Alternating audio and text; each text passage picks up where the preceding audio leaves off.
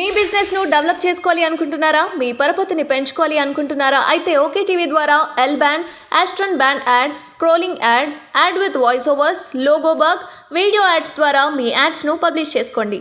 సంప్రదించవలసిన phone number 8520917933. Welcome to OK TV. RTC అయితే ఒక కీలక నిర్ణయం తీసుకున్నది. ఏంటంటే ఇప్పుడు ఆర్టీసీ బస్ అయితే ఒక నష్టాలకు పోయింది మొత్తానికైతే చెప్పాలంటే. ఎందుకంటే ఇప్పుడు కాంగ్రెస్ ప్రభుత్వం వచ్చిన తర్వాత ఎప్పుడైతే బస్సులు స్టార్ట్ అయినాయో అప్పటి నుండి మొత్తం బస్సులన్నీ తగ్గడం స్టార్ట్ అయింది, మంది ఎక్కడం ఎక్కువైంది. ఆ పరిస్థితులు ఉన్నప్పుడు కీలక నిర్ణయం ఏం తీసుకుందా అంటే ఆర్టీసీ భూములు అయితే ఏవైతే ఉన్నాయో అవైతే లీజ్కి ఇస్తుంది. ఆ పరిస్థితికి వచ్చింది ఇప్పుడైతే. అదేదో మనం టికెట్లు పెట్టుకుంటే ఈ పరిస్థితే ఉండకపోతుండే, ఇంత పరిస్థితి వచ్చింది. సరే, గ్రేటర్ హైదరాబాద్ పరిధిలో ఉన్న తమకున్న భూములన్నీ ఆర్టీసీ లీజ్కి ఇవ్వనుంది. ఎక్కడెక్కడ ఎంత భూమి ఉందో కూడా చెప్తా చూడురి. కాచిగూడలోనైతే 4.43 ఎకరాస్ ఉంది, మేడ్చల్లో 2.83 ఎకరాస్, షామీర్పేటలో 3.26 ఎకరాస్, హక్కింపేటలో 2.93 ఎకరాస్ కలుపుకొని మొత్తం 13.16 ఎకరాస్ భూమిని సంస్థ లీజ్కి ఇవ్వనుంది. చూడండి ఎంత పెద్ద పెద్ద అంటే 13.6 ఎంత 13.16 ఎకరాస్ మొత్తం కలిపితే మొత్తం లీజ్కి ఇవ్వనుంది.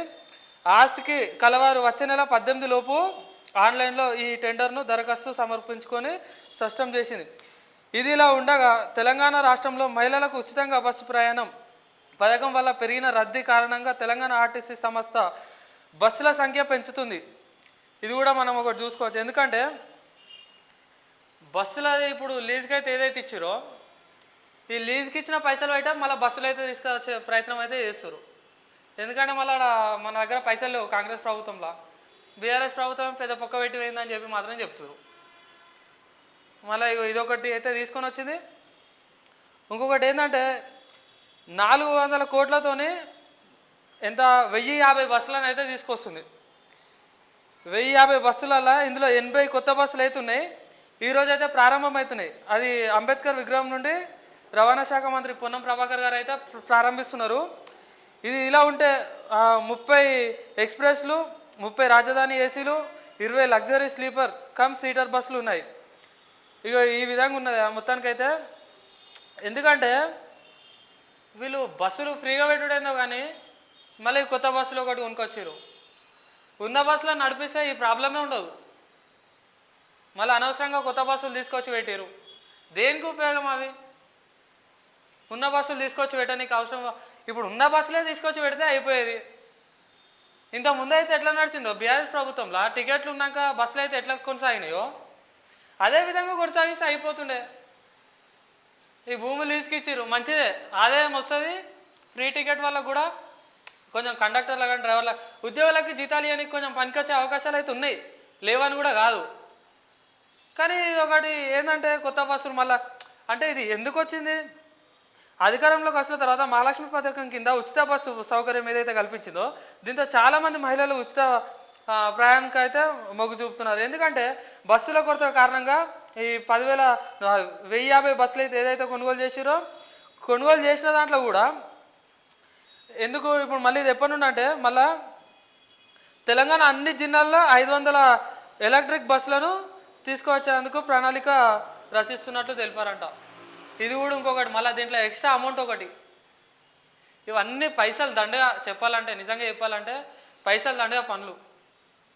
ఉన్న దాంట్లో బెస్ట్ ఆప్షన్ కొన్ని అంటే పెట్టిన దాంట్లోనే కొంచెం బస్సులని కొంచెం ఎట్లా నడిపించాలి, ఎంతమంది కూర్చుంటారు, కొంచెం బస్సులని పెంచుతారు. కానీ అక్కడ ఏమవుతుందంటే మొత్తానికి పబ్లిక్ అయితే ఇబ్బందులు అవుతున్నాయి. కరెక్ట్ టైంకి పోతే చాలు బస్సులు. మీరు ఆపడం ద్వారా ఈ ప్రాబ్లంలు ఇవన్నీ ఇంతకుముందు ప్రభుత్వంలో ఏ విధంగా అవుతున్నాయో టికెట్లు తీసుకున్నప్పుడైనా అదే విధంగా నడిచినాయి. మీరు కూడా అదే విధంగా ముందుకు సాగిస్తే ఆ ప్రాబ్లంలే ఉండవు. ఇంతకుముందు లేని కొడితే ఇప్పుడు ఎందుకు వచ్చింది ఆర్టీసీ బస్కు? ఇంతకుముందు మంచిగానే వేరు కదా. ఇప్పుడు కూడా అట్లనే పంపిస్తే ఏమవుతుంది? 10 బస్సులు పంపించాలి, 10 బస్సులు డిపోలో పెట్టాలి. మళ్ళీ 10 బస్సులు అయితే ఎప్పుడైతే డిపో నుండి మొత్తానికి మళ్ళీ డిపోలోకి వస్తాయో మళ్ళీ అప్పుడే ఈ 10 బస్సులు వదలాలి.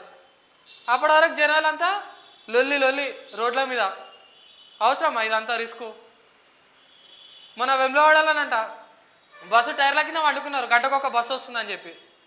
ఇదివరకు అట్లున్నదా? లేదు. మార్పు కావాలి మార్పు కావాలంటే మార్పు తెచ్చిర్రు. ఏడవైంది మార్పు? ఇప్పుడు 6 గ్యారెంటీలు పెట్టిర్రు. 6 గ్యారెంటీలు కూడా అటే. అకౌంటే లేదు, దానికి అప్లై చేసుకుంటారు, ఆ కింద బ్యాంక్ అకౌంటే లేదు. ఎవరికి వేస్తారు పైసలు? 7 లక్షల అప్లికేషన్లు వచ్చినాయంట. ఎందుకు అవి తీసుకుపోతారు, అలా పెడతారు. మొన్న వాడు ఏం చేసిరు, మరి అది కావాలని చేసిరో మరి అది ఎట్లా చేసిరో, ఆ ఫామ్లో అయితే పొద్దున్న నుండి కష్టపడి అంతా ఫిల్ చేసి ఇచ్చిపోతారు. వీళ్ళు అధికారులు తీసుకుపోయి రెస్టారెంట్లో పడేసిరు. ఆ పరిస్థితి ఉన్నది. ఎందుకే ఇది? దేనికి పనికిరాదు. ఓ అకౌంట్ నెంబర్ పెడతానన్నా, వీళ్ళు అప్లై చేసుకున్న దానికి దేనికి అరువులో దానికే అయ్యారు పైసలు. ఇప్పుడు ఈ 3-4 నెలలు అయితే ఏదైతే మళ్ళీ దరఖాస్తులు ఇప్పుడు మన 6 తారీఖు వరకు పెట్టిరు. ఇప్పుడు 6 తారీఖు తర్వాత ఏమవుతుంది? 6 తారీఖు తర్వాత కూడా ఇదే పరిస్థితి. మళ్ళీ తర్వాత ఏమంటారు, మండల ఆఫీసులలో పోతారు, దాంట్లో దీంట్లో మళ్ళీ అప్లై చేస్తారు, అంతా అయిపోతుంది. మళ్ళీ ఒక 6 నెలలు అయిపోగానే మళ్ళీ ఎప్పుడు మళ్ళీ 6 నెలల తర్వాత మళ్ళీ అప్పుడు ఫామ్లన్నీ బయటికి తీసి మీరు అర్హులు అని చెప్పి అప్పుడు మళ్ళీ బ్యాంక్ అకౌంట్లు యాడ్ చేపిస్తారు. మళ్ళీ బ్యాంక్ అకౌంట్లు పోయి మళ్ళీ ఎప్పుడు పోతుంది? మళ్ళీ ఎక్కడికో పోతుంది. అది మళ్ళీ ఒక 6 నెలలు 7 నెలలు పడుతుంది. ఇది పరిస్థితి. జరా ఏమైనా చెప్తే నమ్మటాన్ని ఉండాలి. అది పరిస్థితి. ఇక్కడ మన కాంగ్రెస్ ప్రభుత్వం అయితే దెబ్బ మీద దెబ్బ పడుతుందని చెప్పి మాత్రం చెప్పుకోవచ్చు. ఏమన్నా అంటే పైసలు లేవు. మరి పైసలు లేనప్పుడు ఎందుకు కొత్త బస్సులు ఎందుకు? ఇప్పుడు ఆ లీజ్ కూర్చున్న పైసలే జీతాలకు సరిపెడితే అయిపోతుంది కదా, డీజిల్కి సరిపెడితే అయిపోతుంది కదా. మళ్ళీ కొత్త బస్సులు పెట్టుడు ఎందుకు? ఉన్న బస్సులనే నడిపిస్తే అయిపోతుంది కదా. మళ్ళీ ఆ బస్సుల మీద ఒకటి రూల్స్. ఇది పరిస్థితి. ఏదో అసలు అంటే మొత్తం కొత్త బస్సులు తెస్తారు, మనకేం ప్రాబ్లమ్స్ ఉండవు అంటే జనాలలో ఒక మార్పు వస్తుంది అనుకుంటారేమో మీరు. ఇంకా తిడతారు. ఎందుకంటే పార్టీ రాకముందు ఫ్రీ బస్సులు అని చెప్పారు. పార్టీ వచ్చినాక బస్సులు బంద్ చేసి గంటకు ఒకటి అర్ధ గంటకు ఒక బస్సు పంపిస్తే ఎంత ఇబ్బందులు పడుతారు ప్రజలు. ఆడ వెమ్లవాడలో అసలు ఆ రోజైతే డ్రైవరు ఎక్కితే ఎక్కురు దిగుతా దిగురమ్మా, బస్సు కట్టమంట కుర్ర అన్నట్టు మాట్లాడుతున్నారట. ఆ పరిస్థితి వచ్చింది. ఎందుకు అసలు ఇంత కొరత రావాల్సిన అవసరం ఏముంది? ఇంత ముందు వచ్చిందా? రాలేదు. మళ్ళీ ఎందుకు వస్తుంది ఇప్పుడు? ఆపేస్తురు, మంది ఎక్కువ ఎక్కుతురు, డీజిల్ ఎక్కువ కాలుతుంది, బస్సులు తగ్గినాయి. అది పరిస్థితి. ఇప్పుడు లీజుకి ఇస్తున్న పైసలు పెట్టి బస్సులు కొంటుర్రు అంటే మళ్ళీ దాంట్లో డీజిల్ వేయాలి, మళ్ళీ కండక్టర్లకి వాళ్ళ కొత్త బస్సులు పెడితే మళ్ళీ వాళ్ళకి జీతాలు ఇవ్వాలి. అట్లా కూడా నష్టమే. మళ్ళీ అది కూడా ప్రజల మీద పడుతుంది. ఎక్కేటప్పుడు సంతోషంగా ఎక్కుతారు, మళ్ళీ పన్నుల రూపంలో గీక్తూనే ఉంటారు. ఇక అది పరిస్థితి. కొత్త బస్సులు అవసరమా ఇప్పుడు? ఆ పైసలు ఇవ్వరి గవర్నమెంట్ ఎంప్లాయీస్కి జీతాలు. ఒకటైతే ఆలోచించుర్రి. ఏంటంటే ఇంకోటి సజ్జనార్ గారు మన ఎవరైతే మన టీఎస్ఆర్టీసీ ఎంటీ గారు అయితే ఉన్నారో ఒక మంచి నిర్ణయం తీసుకున్నారు. కానీ ఈ జీతాల విషయంలో కానీ ఈ బస్సులు అయితే ఎప్పుడైతే మనకు స్టార్ట్ అయినాయో స్టార్టింగ్లోనే 9 తారీఖు అయితే మన సోనియా గాంధీ గారి బర్త్డే సందర్భంగా ఏదైతే స్టార్ట్ అయినాయో అదేవిధంగా ఇప్పుడు మళ్ళీ అదే నడుస్తుంది. ఇప్పుడైతే ఎట్లయితే కొరత అయితే వచ్చిందో బస్సులకి అదే విధంగా నడుస్తుంది. ఆ విధంగా ఉండకుండా చూసుకోండి. బస్సులు తెప్పిస్తారు కరెక్టే, కానీ వాళ్ళకి జీతాలు ఇచ్చే మార్గాలు కూడా చూడండి. ఎందుకంటే మళ్ళీ వాళ్ళకి జీతాలు ఇవ్వకపోతే కూడా మళ్ళీ మైనస్ పాయింట్ మీకే.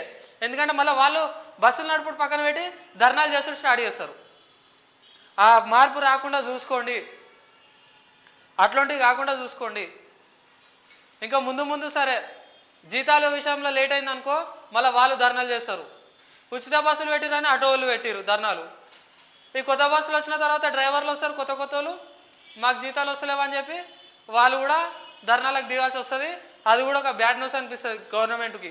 కొత్త ఫామ్ అయింది, ఇప్పుడే జర ఆలోచించి చేయండి ఏది చేసినా సరే. ఇది నేను చెప్పాల్సింది. మరిన్ని అప్డేట్స్ కోసం చూస్తూనే ఉండండి ఓకే టీవీ.